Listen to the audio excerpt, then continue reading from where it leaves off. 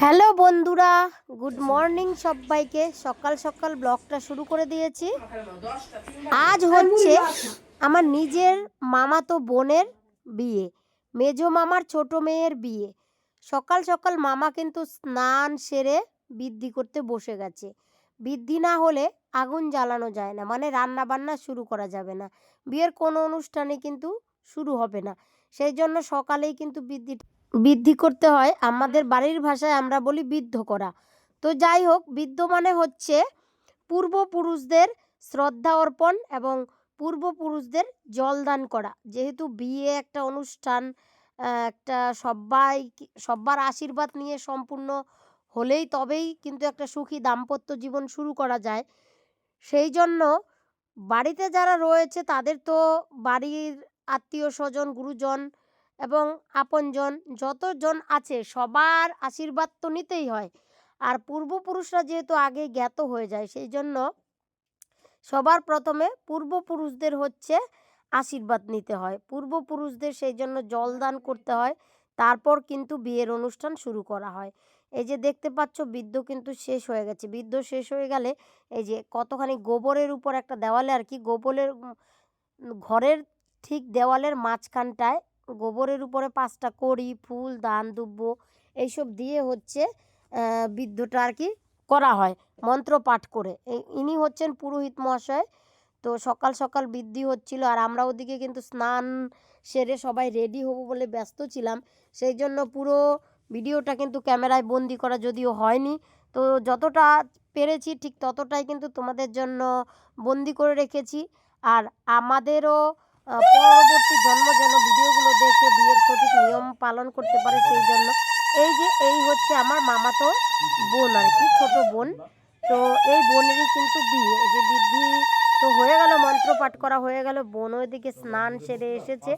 এখন বোনের হচ্ছে হাতে সুতা আর ধান দুব্য বেঁধে দিয়ে কিন্তু আশীর্বাদ করবে। প্রথমে দেখো পূর্বপুরুষের আশীর্বাদ নিয়ে তারপরে বাবার আশীর্বাদ নিয়েছে। সবই ঠিকঠাক ছিল, কিন্তু দুঃখের বিষয় হলো আমার না মামি গত বছরে হচ্ছে পরলোক গমন করেছে। এই ব্যাপারটা ভীষণ খারাপ লাগছিল। বিয়েতে এত আনন্দ সত্ত্বেও মনে হচ্ছিল কোনো একটা জায়গায় যেন কম পড়ে আছে। তো যাই হোক, জীবন তো থেমে থাকে না, এর মধ্যেই কিন্তু কেউ চলে যায়, কেউ আবার নতুন আসে। তো সবাইকে নিয়েই এইভাবেই কিন্তু বেঁচে থাকতে হয়। এরই নাম হলো জীবন, সুখ দুঃখ নিয়ে জীবন। তো যাই হোক, তো শেষ হয়ে গেল। এবার ওদিকে কিন্তু রান্না বান্নার জন্য আগুন জ্বালতে পারবে আর রান্না বান্না শুরু করতে পারবে। পুরো মশাই দেখো ধান দুব্য দিয়ে এই গাছ কৌটোটা হাতে দিয়ে আশীর্বাদ করে দিয়েছে বৃদ্ধি। এবার এদিকে রান্না বান্না কিন্তু শুরু। আগেকার দিনে বিয়ে অনুষ্ঠান হোক বা যে কোনো অনুষ্ঠানই হোক না কেন, রান্না বান্না কিন্তু বাড়ির সবাই মিলেমিশে করা হতো। মানে গ্রামের যে ভালো রান্না করে তাকে দিয়ে রান্না করানো হতো। কিন্তু এখন তো আমরা আধুনিক, সেই জন্য কিন্তু সবাই আমরা সাজা গোজা নিয়েই ব্যস্ত থাকি। তাই রান্নার জন্য আর আমরা সবাই স্নান করে জল চলে গেছি। দেখো একটা নতুন পরিবেশ, এটা মামার বাড়ির জায়গা। সবাই এখন তো নতুন নিয়ম, হলুদ শাড়ি পরে ফুল, ধান দুব্য আর নিয়ে আর কি বাজনা সহকারে কিন্তু আনন্দ করতে করতে আমরা জলটা দিয়ে হচ্ছে বোনকে স্নান করানো হবে।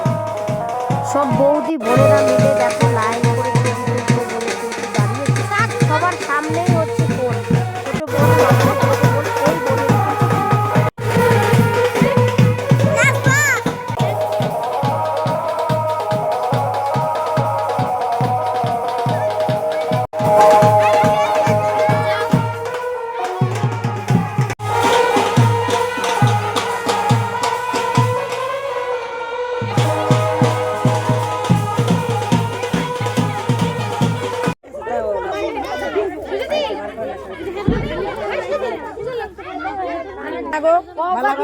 যাও যাও একটু কগা যাও কিন্তু বোঝা না গা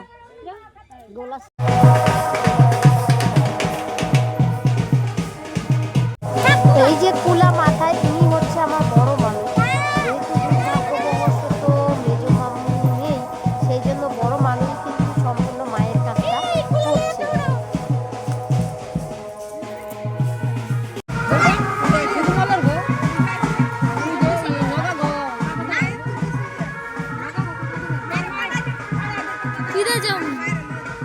যা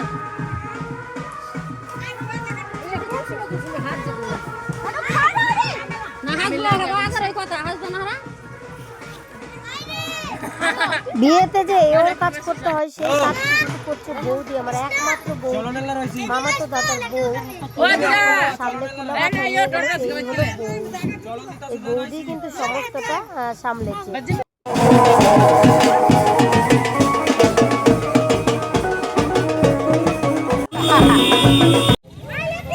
হ্যাঁ